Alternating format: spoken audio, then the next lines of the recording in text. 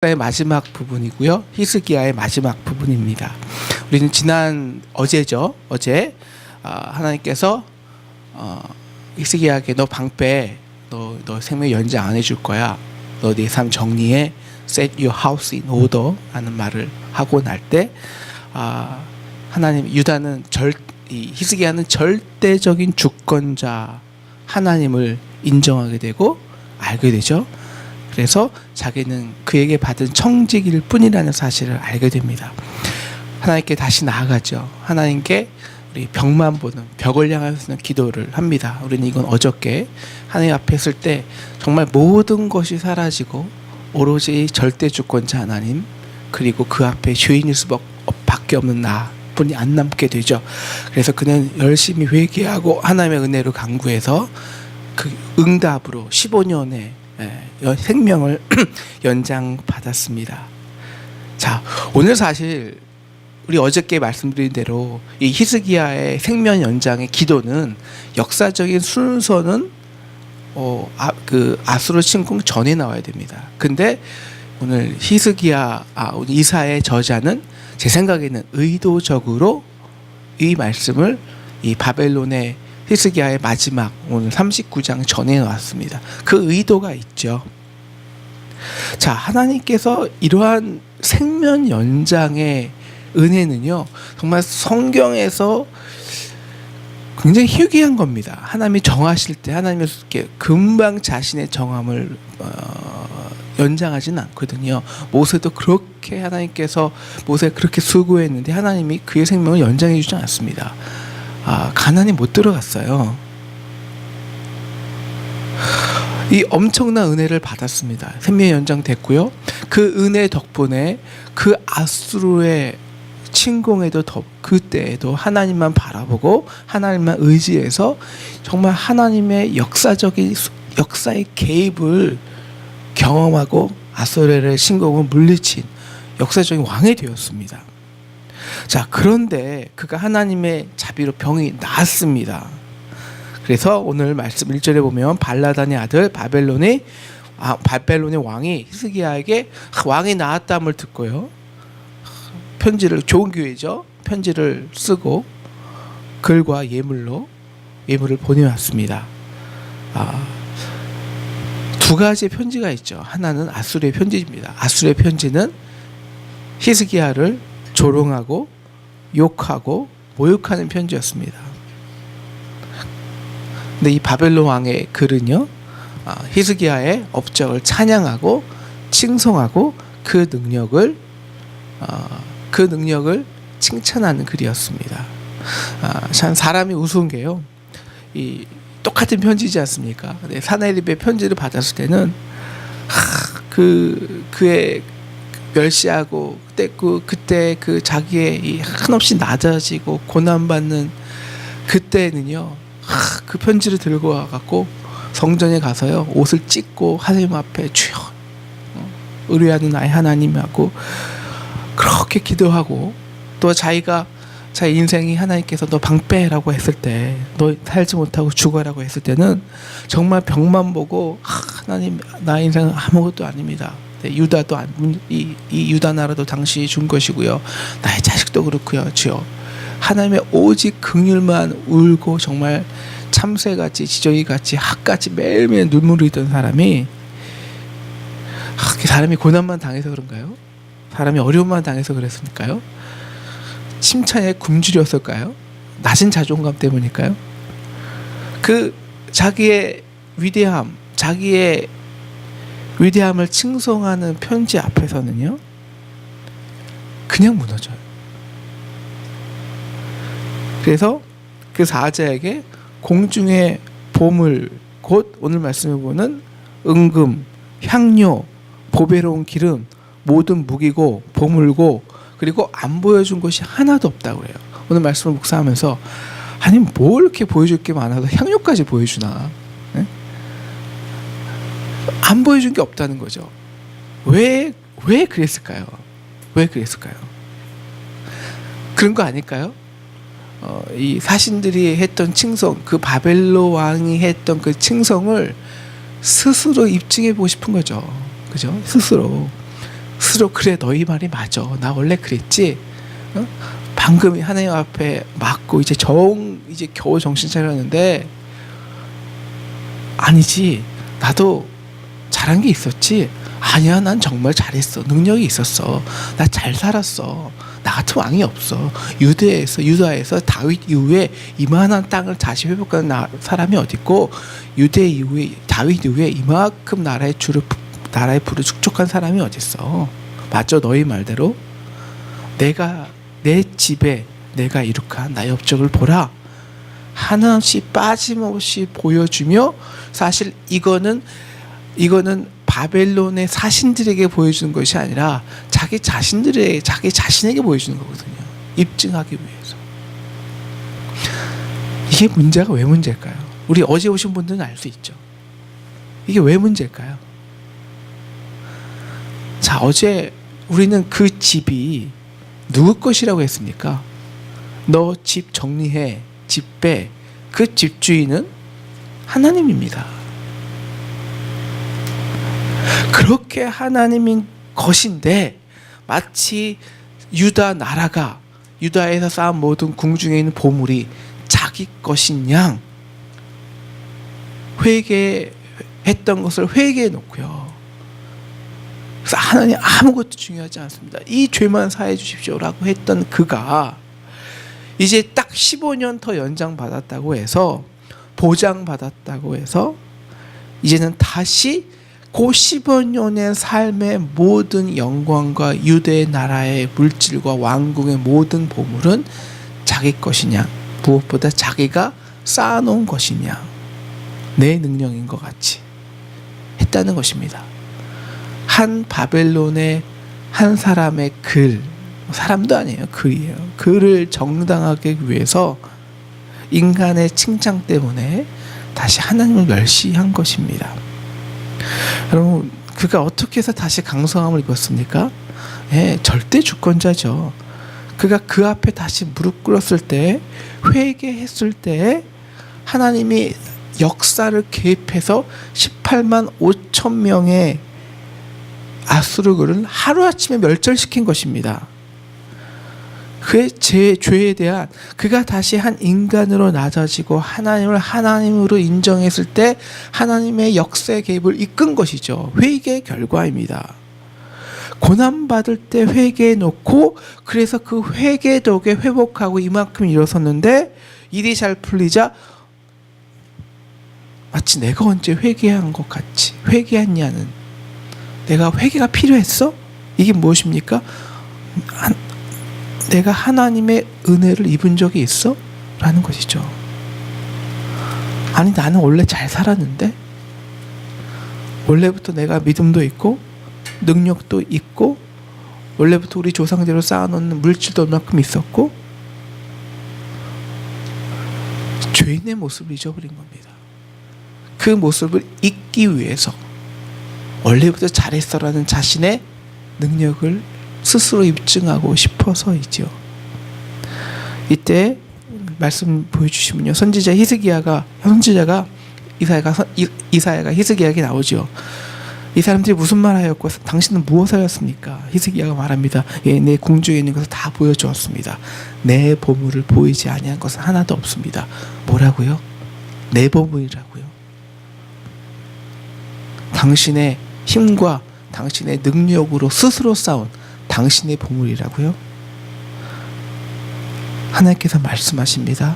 다시 이 보물의 주인이 누구의 것인지 내가 알게 하겠다라는 겁니다. 다시 내 집주인이 내 집주인의 권한을 행사하겠다라는 겁니다. 보라, 날이 이르르니 내 집에 있는 모든 소유와 그리고 내 열조부터 지금까지 쌓아놓은 모든 것이 바벨론으로 옮긴 바 되고 남은 것이 없으리라. 여호와의 말이니라.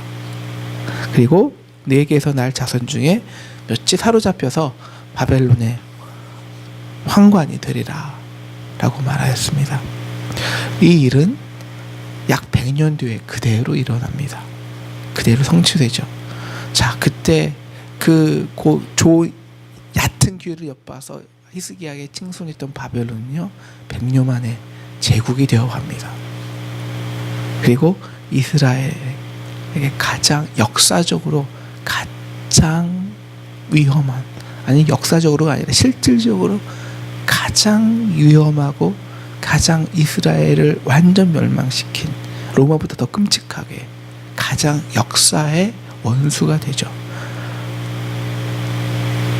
그리고 바벨론이 끌려갈 때 이 히스기야의 자손들 왕들은요, 눈이 빼갔고요, 몸이 벌거 벗겨지고 이렇게 눈이 다 빼지고 스산으로 끌려가서 바벨론으로 끌려당합니다. 너무 아이러니해요, 오늘 말씀. 그러니까 역사를 우리가 보면요, 자, 바벨론이, 우리 어제 히스기야가 기도해서 15년 응답 받았잖아요, 그죠? 물론 그 응답을 받고 나서 그 은혜로 그 당시, 그 히스기야의 당시에 이 땅의 모든 원수요, 이스라엘 유다의 원수의 아수르를 물리치는, 왜? 하나님의 역사의 개입을 이끌었기 때문에 귀한 왕이 되었습니다. 그렇죠? 그런데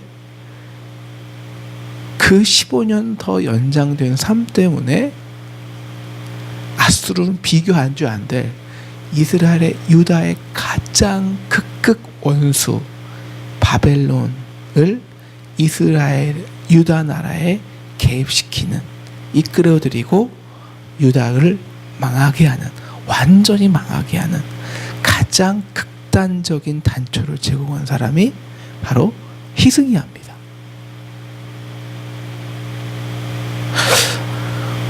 오늘 이 모든 역사를 아는 이사야서의 저자는 우리에게 생각해 보라는 거예요. 이것이 의도적으로 히스기야의 기도와 15년 연장을 38장에 기록한 의도일 것 같아요, 제 생각에는. 뭐가 날까? 만약에 히스기야가 15년 동안 기도의 응답의 축복을 안 받았으면 어떻게 될까? 어차피 아수르의 침공은 하나님의 몽둥입니다. 하나님의 때에 하나님의 회개에 합당한 은혜가 차고 회개가 차면 어차피 하나님께서 스스로 물리칠 거고, 어차피. 그리고 하나님이 어차피 아수르를, 히스기야가 뭐 한 게 있습니까? 하나님이 직관적으로 절대적으로 18을 못 주면 하루아침에 죽이신 거죠. 근데 바벨론은 다릅니다. 바벨론은 몽둥이가 아니라 멸망당한, 멸절시킨 족속입니다. 이스라엘, 유다를. 그리고 그 가장 직접적 원인은 히스기야입니다. 왜? 히스기야가 다 보여줬거든요. 그래서 바벨론의 제국을 완성하기 위해서는 이 히스기야의 모은 이 모든 재물과 군사력이 필요했거든요.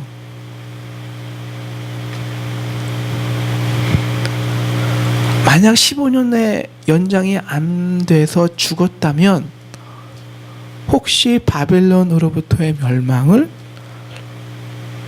혹시라도 막았지 않았을까? 혹은 그 더 지킬 수 있지 않았을까? 더 중요한 거는 왜 멸망했냐면요, 므낫세 때문입니다. 므낫세가 누구냐? 히스기야의 아들입니다. 므낫세는 15년 연장 받아서 히스기야가 난 아들인데, 이 므낫세가 누구냐? 유다의 통틀어 역사에서 가장 악랄하고 가장 하나님을 멸시한 왕입니다. 사람들은 그래요. 어떻게 히스기야 같은 왕에서 므낫세 같은 자식이 났을까? 그 므낫세만 안 나도 하나님께서 므낫세의 아들이 요시야인데, 또 요시야가 또 하나님께 충성한 왕이었거든요. 정말 부흥을 위해서. 근데 그렇게 애써도 하나님께서 좀 요시야의 그 간절한 회개와 부흥 운동을 보고 그 바벨론에서의 멸절을 막을 만한데, 나 므낫세 때문에 더 안 되겠다. 이미 므낫세가 쌓아놓은 악이 도저히 하나님의 공의와 심판을 돌이킬 수 없게 합니다. 무엇이 문제였을까요?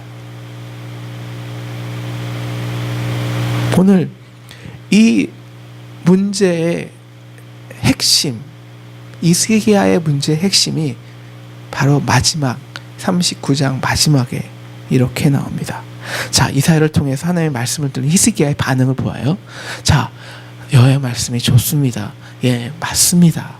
히스기야에게 좋은 게요, 참 착해요. 회개를 잘해요.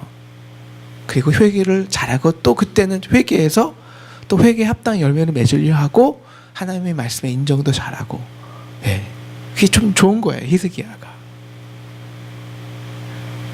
근데 문제는 그때뿐이라는 거죠. 문제는 다음이에요. 가로되 나의 생전에 평안과 견고함이 있으리로다. 이게 히스기야의 문제예요.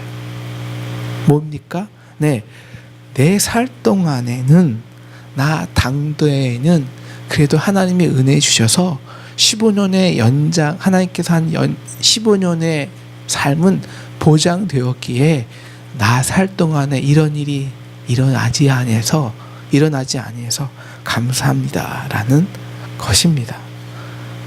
여기서 그의 문제가 적나라하게 드러납니다. 그는 항상 지금입니다. 지금 당장입니다. 지금 죽일 고비를 만나면 정말 코가 납작해져서 옷을 찢고 베옷을 입고 정말 하나님 앞에 들어가서 회개하여 하나님의 도우심을 이끌어내는, 하지만 문제가 해결되면 언제 그랬냐는 듯이 조그만한 주변의 칭찬에도 높아지고 으쓱대는, 그저 문제 중심적으로 움직이고 현실 중심적으로 움직이고, 그래서 그때 문제마다, 물론 그때 문제마다 하나님을 섬기는 마음은 있지만 그 중심이 결코 현 상황과 문제를 벗어나지 못하는, 그때만 회개하고 그때만 돌이키고 그때 하나님을 믿고 그때 하나님의 역사를 이끌어내는,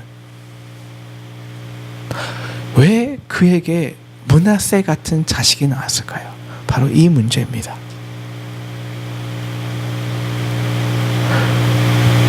과연 히스기야가 당대, 나 이제 15년 연장 받았어, 이 15년은 어떻게 잘 살아야 될까, 어떻게 더 편히 또 나름 가치 있게 살아야 될까, 요 15년만 신경 썼습니다. 과연 그럴 때 그가 자녀를 위해서 기도했을까요? 자기의 15년의 연장을 위해서 기도했지만 과연 자기가 자기 몸에서 태어난 므낫세를 위해서 15년 이후의 유다의 역사를 위해서 기도했을까요? 오늘 그의 문제로 보면 그는 기도 안 했습니다. 그리고 자녀 교육에, 므낫세 교육에 별로 관심이 없었습니다. 왜? 어차피 15년이니까. 여러분, 교육은 100년 지대계획입니다. 그죠? 진짜 교육에 투자한, 다음 세에 투자하는 사람들은 역사를 볼 줄 아는 사람입니다. 지금이 아닌 하나님의 역사를. 그런데 오늘 하나님의 그 심판 앞에서도 그저 지금 당장 나는 괜찮으니 감사합니다라고 고백하는 수준이, 그 수준에서 100년을 내다보는 기도와 자녀 교육을 했겠습니까? 안 했죠. 관심 없었죠. 그러니 당연히 므낫세 같은 자녀가 나왔죠. 그래서 므낫세를 통해서 바벨론의 멸망, 바벨론부터 멸망이 왔죠. 철저히 히스기야 때문입니다. 사실 히스기야가 그것을 다 보여줬고 므낫세로 나왔고.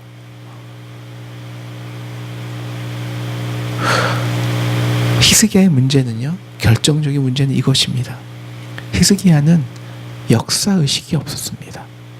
여러분, 우리가 구약을 보면요, 오늘 특히 이사야 말씀 다 보신 분들은 이 역사의 중요성에 대해서 이제 많이 느끼셨을 거예요.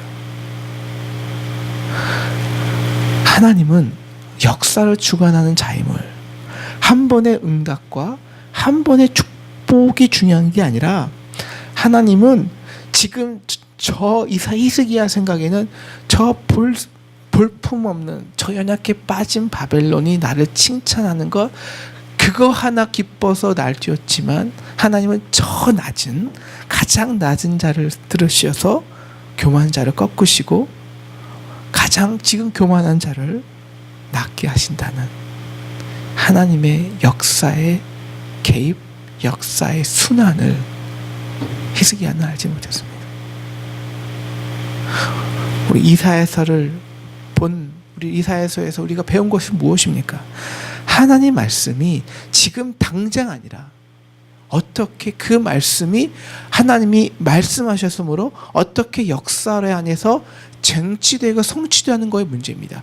그렇기 때문에 이사야는 역사를 움직이는 하나님을 볼 수도 있지만 백성들은 현실의 문제가 맞잖아요. 지금 나 잘 되는데 지금 잘 아무 문제 없는데 왜 이렇게 우리를 멸망한다고 회개하려 하느냐. 그러니까 역사 의식이 없으니까 이사야가 이 히스기야 때 그리고 그 전에 유다 백성들은 아무리 이사야가 말을 해도 보지 못하고 듣지 못합니다. 왜? 지금 보이는 게 다니까요. 역사 안에서 성취하는 하나님의 열심을 볼 수 없었죠. 지금 중요한 건 지금 내가 왜 환난의 떡을 먹어야 되고 고생음을 마셔야 되지? 어떻게 이걸 바꿔야 되지? 이 고난과 이 훈련을 어떻게 하면 빨리 없앨까지 그 환난의 떡과 고생의 물을 통해서 하나님이 어떤 역사를 이끄시고 우리에게 어떤 역사의 선물을 주실지를 역사의 흐름과 역사를 성취시키는 하나님은 전혀 관심이 없는 겁니까? 없는 거죠. 그래서 역사를 모르면 우상을 섬길 수밖에 없는 겁니다. 왜? 우상은 현실 중심적이니까. 인간이 만든 우상은 인간의 지금 당장 내게 보이는 필요와 문제 해결을 위해서 지금 당장 해결하기 위해서 만든 인간의 신의 우상이니까요. 필요에 따라서 만들고요. 그 필요가 없어지면 또 다른 필요가 생기면 또 다른 우상을 만들어서 범신론이 되는 매일 신이 바뀌는. 그러나 역사를 움직이는 하나님의 역사성을 알면요, 한 번에 응답받고 끝나는 거에 좋아하지 않습니다. 오늘 문제 15년 해결받는다고 해 그 문제가 중요한 게 아닙니다. 그것으로 또 어떤 역사를 만드냐가 더 중요한 것이죠. 단지 당장의 어려움이 해결되는가가 아닙니다. 내가 어떻게 이 어려움을 통해서 역사의 주관자 하나님을 경험하고 그 손이 되어 실질적인 역사를 이끄는가의 문제입니다. 그래서 역사를 움직이는 하나님은 보이지가 않아요. 왜? 살아계셔서 지금 당장 현실이 왔다 갔지 않고 역사를 주관하니까. 하나님이 역사를 어떻게 움직이십니까? 중심이죠, 중심. 하나님의 중심 보이지 않아요. 그렇기 때문에 이 역사의 주관자의 역사를 이끄는 사람은요, 중요한 건 그때 하나님의 축복을 받냐 안 받냐 이게 문제가 아니라, 문제가 해결되냐 안 되냐가 문제가 아니라 그게 중심입니다. 중심. 오늘 이사야가 전체적으로 하는 말이 있잖아요. 너는 여호와를 경외하라. 그 중심. 문제는 지금 내가 당한 현실 문제가 해결됐냐? 15년 연장 받았냐? 아니요. 내 중심입니다. 너 하나님을 경외하는 그 움직이지 않는, 현실에 왔다 갔지 않는, 어떤 문제가 현실 앞에 있어도 어떤 내가 지금 비록 현실이 고생의 물을 먹고 환난의 떡을 먹든지, 아니면 지금 현실이 정말 하나님께서 놀라운 축복으로 지금 나를 높이 해주는지, 이 왔다 인간의 낮고 높음에 따라 움직이지 않는, 현실에 움직이지 않는, 결코 움직이지 않는 중심, 하나님을 경외하는 그 중심이 역사를 이끄는 하나님의 중심과 맞물려서 하나님의 역사를 이끌게 한다는 것입니다. 즉 매일매일 나와 동행하시고 나를 바라보시고 나를 이끄시고 나를 통해서 이 세계의 역사를 주관하고 천하 만민에게 복을 주시는 하나님의 역사의 통치, 섭리에 내가 매일매일 어떻게 중심으로 순종하고 매일매일 한 걸음을 걷냐. 응답 한 방이 아니라요, 한 번의 문제 해결이 아니라 이 여호와를 경외하는 중심의 순종, 그 한 걸음이, 그 매일의 한 걸음이 축복의 역사를 만들어 갑니다.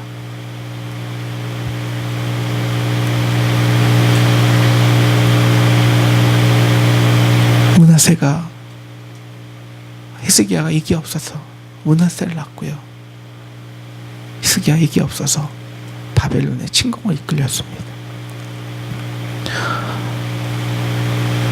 오늘 우리 이사야서를 보면서 특히 하나님, 지금 내 눈이 보게 도와주세요 기도해야 합니다. 내 눈이 역사에 이끄시는 하나님을, 지금 문제가 아니라 우리 자녀들을 특히 교육하면서요, 지금 자녀들이 여러분 대학 가냐, 얼마나 좋은 대학 가냐, 그 별로 그렇게 큰 문제 아닙니다. 지금 내가 그들에게 하나님을 경외하는 중심을 줄 수 있냐, 길러주냐. 지금 내가 이 역사, 물론 현실의 문제가 역사 이루죠. 그 현실의 지금의 문제와 아픔과 고난과 역경 속에서 단지 문제 해결만을, 어떻게 문제를 해결하지? 이것만을 자녀에게 보여주는 것이 아니라 이 속에서 하나님을 경외하는 나의 중심을 움직이지 않고 환경에 왔다 갔다 하지 않고 함께 아침마다 새벽마다 와서 하는 기도하는, 여러분, 그래서 제가 이거 뭐 여러분 새벽에 나오라는 게 아니라요, 정말 그 명성교회가 참 좋은 게 있어요. 명성교회가, 제가 뭐 대교회, 근데 명성교회가 새벽기도로 유명하잖아요. 근데 거기에서 참 그 역사거든요. 20년 역사. 근데 그걸 통해서 정말 좋은 자녀들이 많이 나왔어요. 왜냐?